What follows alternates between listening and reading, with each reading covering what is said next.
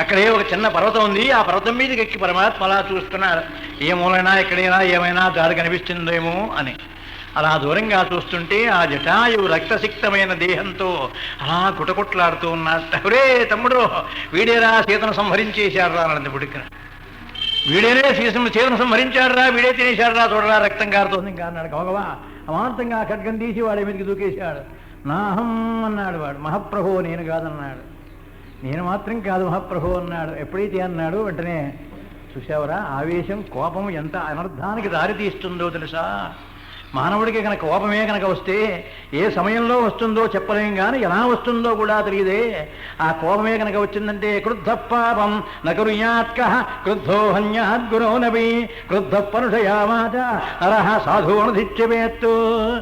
క్రుద్ధ పాపం నకుర్యాత్క, మానవుడికి కోపం వస్తే పాపం చెయ్యని వాడు లేడు. అందరూ పాపం చేసేవారే కోపంతో. క్రుద్ధ పాపం నకుర్యాత్క క్రుద్ధో హన్యాద్గురో నబి, గురువుగారిని కూడా సంహరించేస్తాడు కోపం వస్తే. మానవుడికే కనుక కోపమే వస్తే గురువుగారు బ్రతకుండగా మనం బయటికి రావరా అనుకున్నాడు అంటే గురువుగారికి తీసేయడమే. ఏమైనా సరే మనం బయటికి రావాలి, మన పేరు పైకి రావాలి అనే భావన చేత క్రుద్ధో హన్యాద్గురో నవి క్రుద్ధ పరుషయామాచ నరః సాధూనధిత్యమేత్తు. పరుషమైనటువంటి మాటలతో ఆ మానవుడు కనుక కోపమే కనుక వస్తే పెద్దల్ని కూడా తిరస్కరిస్తాడు. క్రుద్ధ పరుషయామాచ నరః సాధూనధిత్యమేత్తు. పెద్దల్ని కూడా ఏది చెప్పలేదు, ఏదో ఆయనకి ఏమి తెలుసాడి అని అమాంతంగా తీసేస్తారట ఆ కారణం చేత మానవుడికి కోపం అనేది చాలా వ్యర్థమైంది రాహారే, చాలా పాపహేతువురా అనుకున్నాడు. వెంటనే లక్ష్మణస్వామికి ఆ కత్తి అందించేసి అమాంతంగా జటాయువుని పట్టుకున్నాడు. ఆ జటాయువు దగ్గరికి వెళ్ళి అలా కౌగిలించుకున్నాడు జటాయువుని. ఆయన ఏమైందయ్యా ఏమయ్యా నాహం మహాప్రభు నేను మాత్రం కాదు రావణేన కృతాభార్య. రావణాసుడు మాత్రం సీతను అపహరించుకుని ఇలా వెళ్ళాడు మహాప్రభు. పెడుతూ ఉంటే నేనే అడ్డుపడ్డాను, ఎలాగైనా సీతను రక్షించాలనే భావన చేత నేనే అడ్డుపడ్డాను గనక కేసం నాకు చూశావా ఈ పక్షములు నరికేశాడు మహాప్రభు. చివరికి దౌర్భాగ్యమైనటువంటి అక్రమమైనటువంటి యుద్ధం చేశాడు నాతో. క్రమమైన యుద్ధం చేయలేక మరి పక్షులకి కేవలం రెక్కలే గనక ఆధారం, ఆ రెక్కలను నరికేస్తే అది అధర్మం. ఆ అధర్మ కారణం చేత ఎప్పుడూ కూడా వాడు కేవలం ఇటువంటి పని చేశాడు చూశావా అన్నాడు. ఆ కారణం చేత నాకు రెక్కలు లేవయ్యా, ఆ కారణం చేత ఇక్కడి మాత్రమే దుఃఖిస్తున్నాను, ఇలా పడి ఏడుస్తున్నానన్నాడు. లక్ష్మణస్వామి గారు చాలా జాగ్రత్తగా చూస్తూనే ఉన్నాడు. అయినప్పటికీ కూడా ఆ మహానుభావుని తీసి ఒడిలో పెట్టుకున్నాడు. పాపం మహానుభావుడు తన యొక్క తండ్రి గారిగా భావన చేశారట. మా తండ్రి గారికి నా కనీసం చేయలేకపోయినామే, మా తండ్రి గారి శిష్యుడు చేయలేకపోయినాను, 60,000 సంవత్సరములు బతికినా నేను కూడా చాలా తెలిసిన వాడిని అయినప్పటికీ కూడా తండ్రి గారికి సేవ కూడా చేయలేకపోయినానే అనే భావన చేత తండ్రి గారి యొక్క సేవ వంటిదే మహానుభావుడు, తండ్రితో సమానమైన స్నేహితుడు, తండ్రితో సమానమైన వయస్సు గలవాడు. ఆ కారణం చేత పెద్దవాడనేటువంటి గౌరవం చేత ఆ జటాయువును అలా ఒళ్ళో పెట్టుకున్నట్టు రామచంద్రమూర్తి. అలా ఒళ్ళో పెట్టుకుని ఎక్క సీత, ఎక్కడ బాబు సీత ఎక్కడికి వెళ్ళింది, ఎక్కడికి ఉంది, ఎక్కడ చూశావయ్యాను అన్నాడు. అహం జానామి నిలయం రావణస్య దురాత్మన. ఆ దుర్మార్గుడైనటువంటి రావణాసుడు ఉండే చోటు మాత్రం నాకు తెలియదు మహాప్రభు. వాడు ఎక్కడ ఉంటాడో, ఎప్పుడు ఉంటాడో, ఎలా ఉంటాడో కూడా నాకు తెలియదు మహాప్రభు. కానీ వాడు మాత్రం కేవలం విశ్వాసు యొక్క కుమారుడు, ఆ కారణం బ్రహ్మవంశంలో పుట్టినటువంటి మహానుభావుడు అయినప్పటికీ ఇటువంటి దౌర్భాగ్యమైన దుర్బుద్ధితో కేవలం ఈ సృష్టిని యావత్తు కూడా గడగడలాడిస్తున్నాడు మహాప్రభు. కుబేరుడికి సహజమైనటువంటి తమ్ముడు వీడు. అయినప్పటికీ ఆ కుబేరుణ్ణి నానా రకములుగా నానా హింసలో పెట్టి పుష్పకం అనే విమానమును కూడా సంపాదించాడు మహాప్రభు. సమస్తమైన దేవశక్తిలో కూడా కలది పుష్పక విమానం.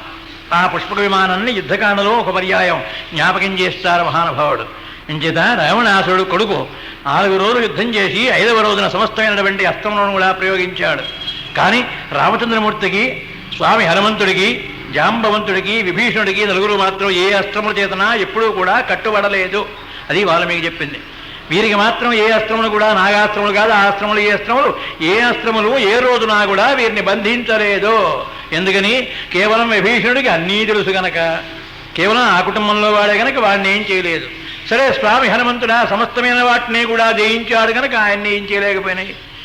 అలా అనంతరమందున జాంబవంతుడిగా ఆనాడెప్పుడో మహానుభావుడు పరమేశ్వరుని యొక్క ఆవలంతలోనే, బ్రహ్మగారి ఆవలంతలోనే కృతయుగంలో పుట్టాడు కనుక ఆయనకి అన్నీ తెలుసు, ఆయన్ని ఏం చేయలేదు.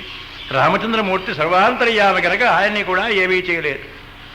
అలా రామచంద్రమూర్తి కూడా పడుకునున్నట్టుగా నటించాట పాపం పరమాత్మ.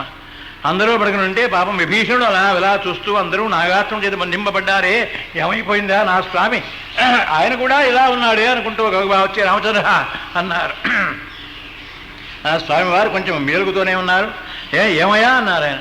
అయ్యా మహాప్రభు మీ తమ్ముడు కూడా పడిపోయినాడండి, అలా మూర్ఛిల్లి పడిపోయినాడు మహాప్రభు అన్నారు. ఆ మాట అనగానే ఒక పర్యాడం లేచి కూర్చున్నాడు అన్నమాట. ఇక్కడికి ఏ దేశం వెళ్ళినా కూడా దేశే దేశే కళత్రాణి దేశే దేశే చ బాంధవా తంతు దేశం నపశ్యామ ఎత్ర భ్రాత ఎత్ర భ్రాత సహోదర. ఎక్కడికి వెళ్ళినా ఏ దేశం వెళ్ళినా సోదరులు అనేవాడు మాత్రం దొరకడరా. దేశే దేశే కళత్రాణి అనేక దేశంలో భార్యలను పొందవచ్చు. దేశే దేశే చ బాంధవా అనేకమైనటువంటి దేశములలో కూడా బంధువులు ఉంటారు. దేశే దేశే కళత్రాన్ దేశే దేశే చ బాంధవా తందు దేశం నపశ్యామ ఎత్ర భ్రాత సహోదర. ఆ కారణం చేత ఏమైనా శ్రీ నా తమ్ముడే పోతే ఇంకా నాకెందుకురా, సీతయా కిం ప్రయోజనం, సీతామాతతో నాకేం పనిరా, సీత కోసం యుద్ధం చేస్తానా అక్రమంగా అంటూ పాపం మహానుభావుడు విలపిస్తున్నాడు. ఆ విలపిస్తున్నప్పుడు పాపం ఈ పక్కనటువంటి విభీషణున్నాడు, స్వామి పరమాత్మైనటువంటి నీకు కూడా దుఃఖమా, కేవలం దుఃఖమును నటిస్తున్నావు తప్ప స్వామి నీకు దుఃఖమా, నీకు దుఃఖం అనేది ఎక్కడా లేదు స్వామి, సమస్తమైనటువంటి సృష్టిను జయించినటువంటి పరమాత్మ కదా, నీకు కూడా దుఃఖం వస్తుందా అన్నాడు. ఏమైనా సరే అన్నాడు. ఒక్క పర్యాయం గారుడ మంత్రమును పరమాత్మ ఉచ్చరించారు. గరుత్మంతుడు ఆకాశ మార్గాల నుంచి వచ్చేస్తున్నాడు, వైకుంఠా నుంచి బయలుదేరి స్వామివారు పిలిచారే అని వాడి రెక్కలు అలా దులిపేటప్పటికల్లా ఈ నాగాస్త్రములన్నీ కూడా బంధవిముక్తులు చేసేసి అందరినీ కూడా. ఈ లోపల పాపం వీడు వెళ్ళిపోయినాడు ఎవడో ఇంద్రజిత్తు గారు. ఇంటికి వెళ్ళిపోయి నాన్నగారితో, రావణ అన్నయ్య నాన్న చూశావా సమస్తమైనటువంటి వామన సైన్యం అంతా కూడా అయిపోయింది, ఈ తెల్లవారితే మళ్ళీ రామచంద్రమూర్తి తరఫున యుద్ధం చేసేవాడే లేడన్నాడు వీడు. ఓహా ఎంత గొప్ప పని చేశావరా అంటూ పాపం సంతోషిస్తూ, రే వీడికి ఉత్సవం చేయించండి రా ఇవాళ అన్నాడు. 5వ రోజు ఆ రోజుకు యుద్ధానికి వచ్చేవాడు. 5 రోజుల నుంచి యుద్ధం చేస్తున్నావు రాహా మహానుభావుడు రాహా, కేవలం రామచంద్రమూర్తితో సహా అయిపోయినారా అన్నవాడు. రామచంద్రమూర్తితో సహా అయిపోయినారు, ఇంకా చూస్తావేట్రా అన్నాడు. చాలా ఆనందించాడు. ఆనందించి వాడికి ఊరేగింపుకి రథమును ఏర్పాటు చేయడానికి సిద్ధపడుతున్నాడు. ఆ సమయంలో త్రిజట అక్కడ కనిపించింది. త్రిజట కాదు, విభీషణుని యొక్క భార్య సరమ. ఆ సరమ కనిపించింది అక్కడ. అలా కనిపించగానే నువ్వు విభీషణుడు ద్వారా కదా చూడు, అయిపోయింది రావణాసురుడు రామచంద్రమూర్తిని జయించేశాడు మా అబ్బాయి, అటువంటి గొప్ప కీర్తి సంపాదించాడు కనుక నా కొడుకు తప్పకుండా ఈ సమయంలో వీరందరికీ కూడా ఉత్సవాన్ని ఏర్పాటు చేస్తున్నానన్నాడు. వెంటనే ఆవిడ మహాతల్లి జ్ఞానవంతురాలు కనుక, ఏమిటి ఆ ఉత్సవాన్ని ఏర్పాటు చేస్తున్నాడు ఆయన, రామచంద్రమూర్తికి మరణమా, ఇందులో ఏదో మర్మం ఉండాలి, ఆ మర్మం ఎలా తెలుసుకోవాలి అని పాపం ఆ మహాతల్లి ఆ విభీషణ యొక్క కూతురు నల, శరమ కాదు శరమ భార్య కూతురు మాత్రం నల. ఆ నల వచ్చింది. నలను చూడగానే వీడికి పాపం ఉద్రేకం కలిగింది రావణ బ్రహ్మకి. స్వామి ఎలాగోలా ఏర్పాటు చేయించండి, కానీ సీతామాత మరి నేను తీసుకువెడితే భర్త గారు మరణించినటువంటి స్థితిలో ఉండగా, మరణించడం అంటే నీ భర్తను చూడడానికి రావమ్మా అంటే నడిచి తీసుకెళ్ళాం అంటే ధర్మం కాదేమో, దుఃఖపడుతూ ఉంటుంది కదా, అలా ధర్మం కాదేమో అన్నారు ఆవిడ. ఏం కావాలి పడిపోనండి దేవుడు ఉత్సాహంలో చిత్తం పుష్పక విమానం ఇప్పించండి. వెంటనే పుష్పక విమానం వస్తే కానీ మరణించాడో లేదో తెలియదు, దీనికి తెలుసు ఆ సంగతి నలకే. ఆ కారణం చేసి వెంటనే పుష్పక విమానం ఇచ్చి పడిపోనంతే, ఏదో నిష్టం పడిపోమన్నాడు. సరే అర్థం మీద కూర్చోబెట్టుకుంటానని సరాసరి తీసుకొచ్చింది ఆ పుష్పక విమానాన్ని. అది భూమికి జానడెత్తునుంటుంది, కింద ఆందం, భూమి మీద కింద అందండి. దాని మంత్రశక్తి సామర్థ్యం వల్ల అలా భూమికి జానడి పైనే ఉంటుంది అది. వెంటనే అమ్మా దీని మీద కూర్చోమ్మా అంది. అశోకవనంలో తీసుకెళ్ళి దీని మీద కూర్చోమ్మా రహానాథేది. పరమాత్మని గురించి అలా పాపం దుఃఖపడుతోంది. చూద్దిగానమ్మా మీ ఆయన దేహం అక్కడే ఉందట, యుద్ధభూమిలో పడి ఉందట, ఒక పర్యాలను చూపిస్తానన్నారు. సరే దాని మీద కూర్చోబెట్టింది. విమానం పుష్ప విమానం ఆకాశ మార్గం మీదే ప్రయాణం చేస్తుంది కనుక దానికి రథాలు ఎక్కర్లేదు, తూదేవాళ్ళు ఎక్కర్లేదు, ఏమీ ఎక్కర్లేదు, ఆకాశ మార్గం మీద వెళ్ళిపోతున్నది. ఆకాశ మార్గం మీద పెడుతోంది. అలా రామచంద్రమూర్తి చుట్టూరా తిప్పేశారు యుద్ధభూమిలో. అలా తిప్పేసిన తర్వాత అదిగోనమ్మా రామచంద్రమూర్తి యొక్క దేహం అక్కడే పడుకున్నారన్నాడు. దింపమే పైనుంచి చూపిస్తావే దుఃఖమాల జాతి, మీ జాతి లక్షణం పోయింది కదంటుంది బాబు, ఈవిడ తిరిగిపోస్తుంది. దిప్పమే కాయం కాయే నయోదయ, కనీసం పరమాత్మతో ఈ దేహాన్ని నా కలిపి ఒక పర్యాయం ప్రాణాన్ని విడిచిపెట్టేస్తానే. దూరాన్ని నుంచి ఈయనేమి రామచంద్రమూర్తి, ఈయనే లక్ష్మణస్వామి అంటే దూరాన్ని కింద దింపవే అన్నారు. ఈవిడ దింపల. అలా మొత్తం తిప్పి తీసుకొచ్చి అశోకవనంలో మళ్ళీ దింపేసింది. చెట్టు కింద కూర్చోమ్మా అని. ఊసి నీ దుంపదగా నేను నమ్మడమే వచ్చింది, విభీషణుడు తాలూకు మనిషి కదా, విభీషణుడు కూతురు కదా అని నేను నమ్మాను. చూసావా ఎంత పొరపాడైపోయిందో మీ జాతి లక్షణం. ఏమిటమ్మా జాతి లక్షణం? రామచంద్రమూర్తి మరణించాడో లేదో తెలుసుకోవడం కోసం తీసుకొచ్చా ఈ పుష్పక విమానం. నేనేమో తగుదుక్కుదాను కాదు. ఎందుకని రామచంద్రమూర్తే కనుక మరణిస్తే నువ్వు విధవలు కూర్చుంటే ఈ పుష్పక విమానం వెళ్ళదు. నీకేం తెలుసు దీని మహత్తరమైన శక్తి? అందులో ఇది కనుక వెళ్ళింది అంటే రాముడు క్షేమంగానే ఉన్నాడు. క్షేమంగా ఉన్న రాముడి దగ్గరికి నా నువ్వు ఏడుతుంటే నేను చూడ్డానిక అబద్ధం అంటావా? సీతామాత రానందని చెబుతాను, పుష్ప విమానం వాడి మొహం వారే చక్క వస్తాను. మాకేంటి మాకు అబద్ధాలు అంటే ఎప్పటికెప్పుడే అలవాటే, మాకు అలవాటు. మీకేదో కొత్తగా భయం వేస్తుంది అబద్ధం ఆడటం అంటే, ఏదో చాలా కష్టం అనే బాధ నీకు కానీ మాకేమిటమ్మా తెల్లవారితే అబద్ధాలు ఆడటమే మాకు అలవాటు అన్నారు. ఓ సీతపతిగా ఈ విమానంలో అంత గొప్ప శక్తి ఉందంటే అంది బాబు సీతామాత నీకేం తెలుసునమ్మా మా మాయ. అందుకోసమే ఈ మాయాజాలంలో రామచంద్రమూర్తికి మరణమా? రామచంద్రమూర్తి మరణించాడని చెబుతుందా ఇది? ఇందులో ఎంత యథార్థమో ఒక్క వరియాడని తెలుసుకోవడం కోసమని నేను వెళ్ళా. అందుకని పుష్పక విమానం ఏమన్నా వాడేదో ఆవేశంలో ఉన్నాడు, ఇచ్చే ఏదో ఒకటి పట్టుకోవాలన్నది దేవుడు. ఆ కారణం చేత అటువంటిదమ్మా అన్నారు మహాప్రభు. అటువంటి పుష్పక విమానాన్ని కూడా కుబేరుణ్ణి జయించి పట్టుకొచ్చాడు రావణ బ్రహ్మ. అటువంటి మహానుభావుడమ్మ చెప్తున్నాడు మహాప్రభు జటాయో. అటువంటి వాడయ్యా సమస్తమైనటువంటి లోకంలో కూడా జయించాడే, కీర్తి ప్రతిష్టలు బాగా సంపాదించాడు మహానుభావుడు అని పాపం చాలా జాగ్రత్తగా చెబుతున్నాడు. అయినప్పటికీ నాహం జానామి నిలయం, వాడు మాత్రం ఉండి చోట మాత్రం కరెక్ట్గా నాకు తెలియదు స్వామి అన్నాడు పాపం వాడు. అనంతరం ముందు నాకు ఉటకొట్లాడుతున్నాడు కనుక ఇంకా వీడికి ప్రాణం ఉందిరా నాయన లక్ష్మణ, ఆ కారణం చేసి వీడి ప్రాణం ఉంది కనుక ఒక్క పర్యాయం తొడ మీద పెట్టుకుంటానురా అని పరమాత్మ వాడి శిరస్సుని తొడ మీద పెట్టుకున్నాడు చేత్తో. అందుకనే కుమారుడు చేతిలో పోయినాడు తండ్రి అంటే అర్థం ఏమిటో తెలుసా? కేవలం తండ్రి గారు పోతే తన కొడుకు ఎక్కడి నుంచో ఎవరికా నుంచి దిగొచ్చి 4 రోజులైనా కొండొచ్చుకుని వీడు జరగడమా మహాప్రభు, తగలబెట్టడమా కాదు. మరణ సమయమందున మాతాపితరులకు తల్లికి తండ్రికి యొక్క ఆ ప్రాణోత్క్రమణ సమయంలో ఇక కాసేపటికి పోతారనగా దోషెట్లో తలకాయ పెట్టుకుని హస్తమస్తక సంయోగం ఈ శరీరం మీద ఇక్కడే ప్రధానమైంది కనుక ఇక్కడ కనుక శరీరం మీద చెయ్యి కనుక చాచిందా వెంటనే వాడికి జ్ఞానోదయం అవుతుంది. అందుకనే ఈ చెయ్యి తాకడం కోసమే పుట్టింది సుముహూర్తం. ఈ సంహూర్తం అనేది దీని మీద పెట్టించడం ఎందుకంటే అందుకని ఆ కారణం చేత అలా కనుక దోషెట్లో ఆయన తలకాయ పెట్టుకుని ఆ తలకాయని తొడ మీద పెట్టుకుని ఆ అనంతరం కనుక భగవన్నామో అయితే వాడికి ఏది ఇష్టమో వీడికి ఏమొచ్చో సరే అవి కనుక ఏదైనా యాకరువు పెడితే వాడు కనుక ప్రాణం కనుక వదిలేశాడా ఈ దోషెట్లోనే వదిలేయాలి. ఆ దోషెట్లో వదిలేస్తాడా ఆ కరెంటు వీడికి వస్తుంది. ఆ సహస్రారంలోంచి వెళ్ళిపోతుంది కదా శక్తి, ఆ పోయినటువంటి శక్తి కరెంటు వీడి హస్తగతమై హస్తంలోంచి వీడి ఒంటికి వచ్చేస్తుంది. దాని యొక్క శక్తి సామర్థ్యములు ఎప్పుడు తెలుస్తాయి? 3వ వస్తే తెలుస్తాయి. తండ్రి గారు పోయిన 3వ వస్తుంది వాడికి. అంతవరకు మీకు పోయిన శక్తి వచ్చిందా అంటే వచ్చిందో రాలేదో మీకు తెలియదు, కానీ ఆ 3వ నుంచి వాడికి ప్రభావం అందుకుంటుందండి. అంచేత ఏ విద్యలో తనకు విశేషం ఉందో, ఏ తండ్రికి ఏ విద్యలు వచ్చో ఆ విద్యలన్నీ కూడా వీడికి వచ్చేస్తాయి. ఏమే కలాయిక సమస్త విద్యలో కూడా ఆయన దగ్గర ఉన్నటువంటి మాత్రమైన శక్తి యావత్తు కూడా వీడికి వచ్చేస్తుందండి. అందుకని తండ్రి మరణ సమయం అందున దగ్గరికి లేకపోవడం అనేది చాలా కుమారుడి యొక్క లోపం.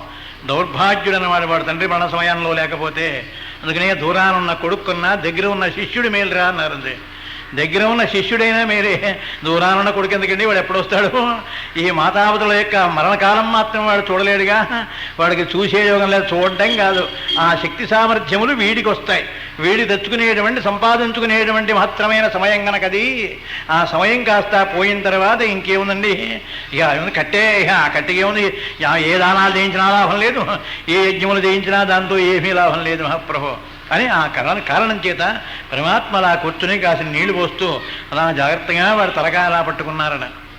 నాహం జానామి నిలయం అంటున్నాడు. అయ్యా సీతను మాత్రం అపహరించిన రావణాసురుడే, సందేహం లేదు మహాప్రభో. చూశారుగా ఆ రావణాసుడు సంహరించాడు, కానీ వాడు ఉన్న చోట మాత్రం తెలియదు దక్షిణాభిముఖంగా బయలుదేరి వెళ్ళాడు అన్నాడంతే. ప్రాణాలు విడిచాడు.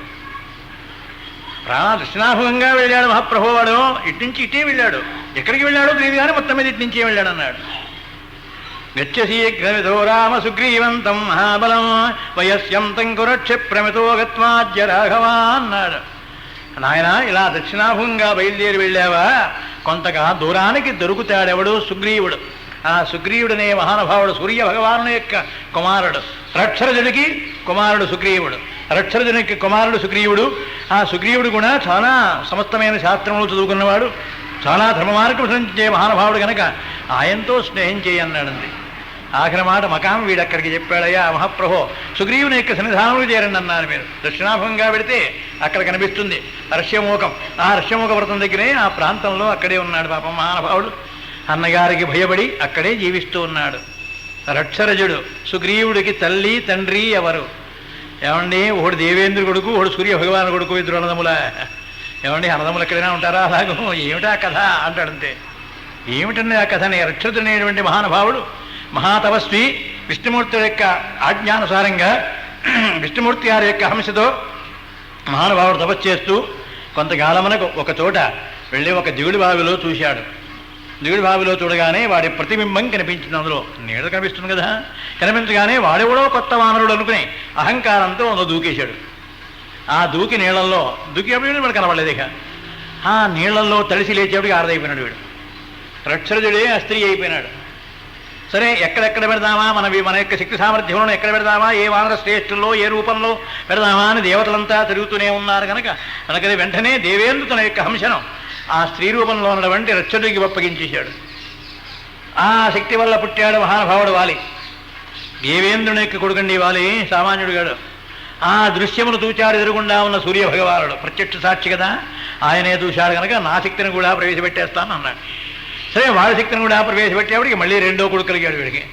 ఓరు మహాప్రభో, ఇలా కొడుకులు పుడుతున్నా, అసలు నేను మా మొగాడినే ఆరదైపోయినాను, ఈ ఆరదవడమే కాకుండా ఈ మొగాళ్ళ ఒళ్ళో వీళ్ళు వచ్చేస్తున్నారు, ఏదో ప్రవేశపెట్టేస్తున్నారు మహాప్రభో, ఉత్తరక్షణంలో ఇలా సంతానం కలుగుతోంది అని పాపం గగ్గోలు పెట్టేశాడు రక్షరుడు. అప్పుడు వెంటనే పరమాత్మ శ్రీ మహావిష్ణుమూర్తి గారు ఆకాశవాణి ఆ పరమాత్మ చెప్పాడు, రే నాయనా నీకేం భయం లేదురా, కేవలం వాళ్ళు లోకోద్ధరకులు అవుతారా, గొప్పవాళ్ళు అవుతారు, వాలి సుగ్రీవులతో సమానమైన కీర్తి ప్రతిష్టలు గల వారు సృష్టిలో లేరుగా, అటువంటి కీర్తి ప్రతిష్టలు సంపాదిస్తారా, మహానుభావులు అవుతారు, నీవేం బెంగపడద్దు, ఫలానా బావిలోకి వెళ్ళి స్నానం చేయి, మళ్ళీ నీ రూపం నీకు వచ్చేస్తున్నాను నేను, మళ్ళీ నీ రూపం నీకు వచ్చేస్తున్నా అని అనుగ్రహించారు శ్రీ మహావిష్ణువు గారు. సరే, అసలు ఎక్కడ ఉందో పాపం ఆ భావి వెతుక్కుని అలా వెళ్ళాడు. అక్కడలోంచి ముందుకు లేచేప్పటికి మళ్ళీ మొగాడైపోయినాడు. అందులో రక్షరుడికి తల్లి వేరే లేదు, రక్షరుడే తల్లి తండ్రి కూడా. ఆ సంగతికి మన కిష్కింధకాండలో ఆ మహానుభావుడు వెతుకుతూ అంగదుడు పాపం చాలా కోపం వచ్చి వాళ్ళ నాన్నను చంపేశాడు రాముడి చేత చంపించాడు మా బాబాయ్ అనేటువంటి కోపం చేత అక్కడ చెప్తాడు ఇది. సరే, ఇక్కడే నేను ముందుగా విషయం చెప్పాను అనుకోండి, చాలా విషయాలు కొన్ని బయట పెడతాడు ఈ రక్షరుడు. ధర్మశాస్త్రీత్యా చాలా విరుద్ధం అని, కానీ ఏదైనా సరే మహాప్రభో రామచంద్రమూర్తి కార్యం చేయవలసిందే అంటాడు హనుమంతుడు. ఏమిడయా నీకు కేవలం వారి సేవ చేస్తున్నావు కనుక కేవలం చెయ్యాలంటున్నావు, అంతేగాని దానిలో పరమార్థం ఎంతుందో నీకేం తెలిసినయ్యా, కేవలం నా తండ్రి గారికి అటువంటి ఉపకారం చేశారా, నీ అన్నగారు కనుక గొప్పవాడు అనుకుంటున్నావు నువ్వు అంటాడు పాపం. ఎప్పటికెప్పుడే మహానుభావుడు ఈ సుగ్రీవుడు కూడా తన అన్నగారిని సంహరించడం కోసమని అంత మాత్రమైనటువంటి కృషి చేశాడు. కానీ ఇందులో ఒక ధర్మం, ఎప్పుడూ రామచంద్రమూర్తిని సుగ్రీవుడు మా అన్నగారిని చంపండి అని మాత్రం చెప్పలేదు. ఆ మాట చెప్పినట్లుగా వాల్మీకంలోనే లేదు మహాప్రభో. దాని గురించి ఉయ్యూరులోనే రామాయణం చెబుతున్నప్పుడు ఒక ఆయన పుస్తకం తిరగేసుకుంటూ ఉండేవాడు. ఆ పుస్తకం దగ్గర పెట్టుకుని చూస్తూ ఉండేవాడు, నేను చెప్పింది అబద్ధమా, ఇక్కడనే జరగబోతున్నాడు అక్కడనే జరగొస్తున్నాడు అని కొన్ని శ్లోకాలన్నా చూద్దామని పాపం తిరగేస్తుండేవాడు. తిరగేస్తుండగా నేను ఆ మాట చెప్పాను. దానికోసం పాపం 3 రోజులు చూశాడు పుస్తకం అంతా, ఎక్కడా దొరకలేదు. ఏమండి ఆ మాట అనలేదండి అన్నాడు. ఏమన్నాడు మహాప్రభు అన్నాను. ఏమన్నాడండి, ఏమని చూశారు మీరన్నా? ఇది మొత్తం మీద చెప్పినట్టే ఉంది. ప్రాణే భ్యోపి గరీయసి, ప్రాణములతో సమానంగా చూసినటువంటి నా భార్యను నా అన్నయ్య బతికుండగా నేను పొందలేనన్నాడు. అమ్మాయ ఆ మాట అంటే అనంత మాత్రం చేత మరి చెప్పినట్లా కాదు. నాకు చాలా ప్రాణస్నేహితుడుగా ఉన్నావనక రామచంద్ర, మా అన్నయ్య జీవించి ఉండగా నా భార్యను నేను పొందలేను అని ఏడ్చాడు వాడు. అది స్నేహితుడితో చెప్పుకుని ఏడ్చాడు, అంతేగాని రామచంద్రమూర్తిని సంహరించమని వాళ్ళని సంహరించమని చెప్పలా. సంహరించమని చెప్తే వీడు భ్రాతృహంతకుడు అవుతాడు కనుక వీడు పాపి, ఈ మహాపాతకుడు రాజ్యం చేయడానికి పనికిరాడు, ధర్మశాస్త్రం ఒప్పుకోదు. అందుకని సుగ్రీవుడికి పట్టాభిషేకమే చెయ్యడు, వీడిని కూడా పంపించేస్తాడు రాముడు. ఏమంటే ఈ విధంగా దౌర్భాగ్యుడు వాళ్ళ.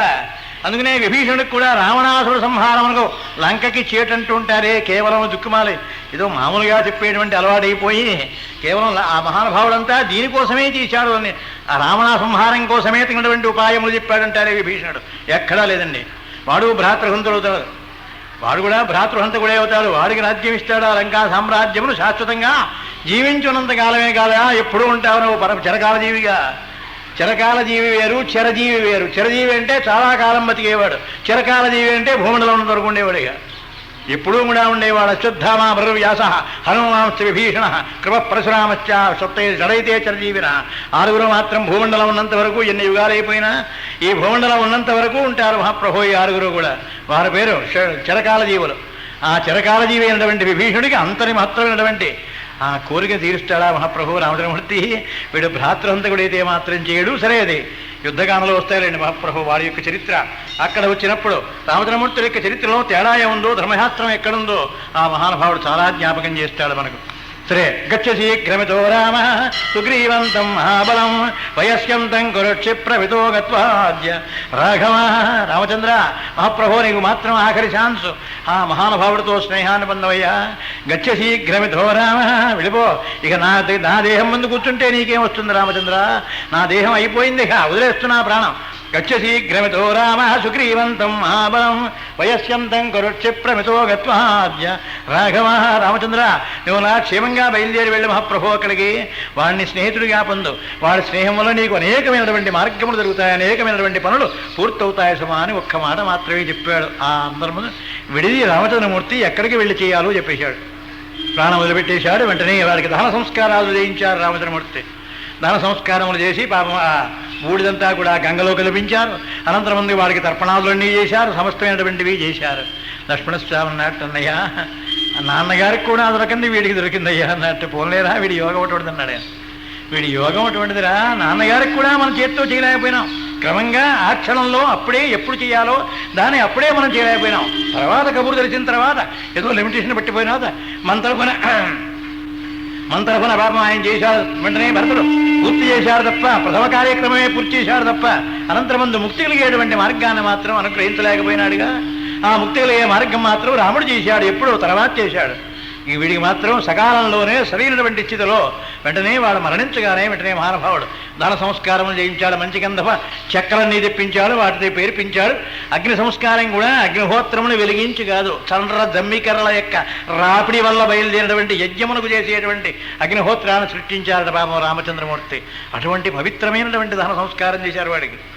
ఆ జటాయుకి పవిత్రమైనటువంటి దహన సంస్కారం చేశాడు. మా తండ్రితో సమానుడు అనుకున్నాడు, అంతే. మా తండ్రితో సమానుడు, అంతేకాదు ధర్మశాస్త్రం అక్కడ నా భార్య కోసమని నా కోసమని ప్రాణాన్ని విడిచిపెట్టినవాడు మహానుభావుడైన. అందుకోసమని సర్వస్వము పోగొట్టుకుని తన జీవితమే చివరికి ఇచ్చేశాడే మహాప్రభు. అటువంటి వారు త్యాగి. ఆ కాలం చేత ఏమైనా శ్రీరావిడి చేయవలసిందే అన్నాడు. అనంతరం వాడికి తర్పణాదులన్నీ కూడా చేయించాడు పరమాత్మ. వాడికి దహన సంస్కారాలు, తర్పణలు ఇత్యాది సంస్థమైన కార్యక్రమాలు కూడా పూర్తి చేశారు. బలిహరణం కూడా వేసేశారు. ఇక బయలుదేరరా, వెళదాం ఇక్కడి నుంచి అన్నారు. ఇక దర్పణస్వామిని పిలిచారు. వెంటనే లక్ష్మణస్వామిని పిలిచారు. వెంటనే అలా ఇద్దరు కూడా బయలుదేరారు. ఆ దక్షిణాభిముఖంగా బయలుదేరి పెడుతున్నారు. ఆ కొంత దూరం వెళ్ళగానే అయోముఖి అనేటువంటి ఒక రాక్షస స్త్రీ, అంటే ఇనుము వంటి ముఖం గలది, అయోముఖి ఏం లేదనండి. అటువంటి రాక్షస స్త్రీ బయలుదేరి వస్తోంది. పాపం ఆ ప్రాంతం అంతా కూడా తిరుగుతోంది, నరమాంస భక్షణ చేస్తోంది. ఆ కారణం చేత ఎవరా నరులు బయలుదేరి వచ్చారు. ఇదం రాక్షసావాసం, ఇదంతా రాక్షసులు ఉండే చోటు. ఇందులో ప్రధానంగా మేము చాలా కాలం నుంచి ఇక్కడే ఉంటున్నామయ్యా. ఎవరినేవో, ఎందుకు వచ్చావు, ఎందుకు చేస్తున్నావు అన్నారు. పాపం వెంటనే వెంటబడ్డారు ఆవిడ. వెంటబడిగా, అమ్మా భ్రాతరో రామలక్ష్మణో మేమిద్దరమా అన్నదమ్ములు అవుతాం. రామలక్ష్మణం చెబుతారు, ఏదో నా భార్య వియోగ కారణం చేత ఇక్కడే ఎవడో మహానుభావుడు ఎత్తుకుపోయినట్టు రావణాసురుడు. వాడి యొక్క విషయాన్ని గురించి అందరూ చెప్పుకుంటున్నారు. చాలా గొప్పవాడు, చాలా గొప్పవాడు అంటున్నారు. కానీ వాడి యొక్క మార్గం మాత్రం చెప్పడం లేదమ్మా అన్నారు. నాహం జానామి నిలయం. ఆవిడ కూడా అంతే, నాకేం తెలుసు బాబు ఆ రావణాసుడు ఏమిటో. వాడు సబ్బో రావణాసుడు అంటేనా, వాడి సంగతి మాకేం తెలుసు నీ మహాప్రభు. ఆ రావణాసుడిని చూచే యోగం కూడా లేదు ఎవరికి, కనీసం వెళ్ళి చూచే యోగం కూడా లేదే.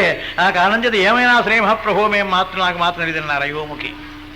ఆ యోముఖి అలా చెప్పిన తర్వాత అలా తినేయడం కోసమని రామచంద్రమూర్తిని అలా పట్టుకున్నారు ఒక పర్యాయం. ఏమైనా శ్రీ నరమాంసం, ఆహా చాలా అందమైన వాడవయ్యా, నిన్ను తింటే నా కడుపు నిండిపోతుంది ఇవాళ అనుకుంటూ బాబు అయోముఖి అలా పట్టుకుంది బాబు రామచంద్రమూర్తిని. అనంతరం లక్ష్మణస్వామి దానిని ముక్కులు చెవులు ఇంకా కొన్ని కూడా కోసేశాడు. చెప్పలేండి.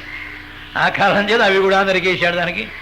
నరికేసి పాపం దాన్ని మరణానికి ఆసన్నురాలుగా చేశారు. అప్పుడు పాపం దివ్యమైనటువంటి జ్ఞానం కలిగింది దానికి.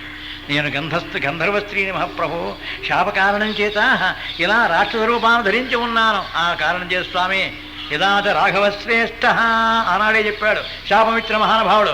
ఏనాడు రామచంద్రమూర్తి నిన్ను సంహరిస్తారో ఆ క్షణంలో నీకు తిరిగి పునః జన్మ వస్తుంది, మళ్ళీ యక్ష స్త్రీ అవుతాయని ఇచ్చారు కనుక యదాచ రాఘవశ్రేష్ఠ అంటే ఇటువంటి వాళ్ళు చాలామంది ఉన్నారు. వీరికందరికీ మోక్షం ఇవ్వడమే రామచంద్రమూర్తి యొక్క ముఖ్యమైన ఉద్దేశ్యం. ధర్మాన్ని ముందు జ్ఞాపకం చేసుకోవాలి కదా. రామచంద్రమూర్తి వీళ్ళందరినీ సంహరించడమా కాదు, సంహరిస్తే కానీ వారి జన్మకి విముక్తి కలగదు. కృష్ణావతారం కూడా అందుకే పుట్టింది మహాప్రభు. ఈ శకటాసురుడు పూతన ఇటువంటి వాళ్ళంతా మళ్ళీ స్త్రీలుగా మారిపోయినారు అంటుంటే మళ్ళీ వాళ్ళుగా యక్షులుగా మారిపోతారు, కిందరులుగా మారిపోతారు.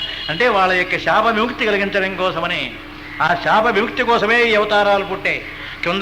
కొంతమందిని సంహరించారు, కేవలం మునీశ్వరులు కాని వాళ్ళని, గంధర్వులని.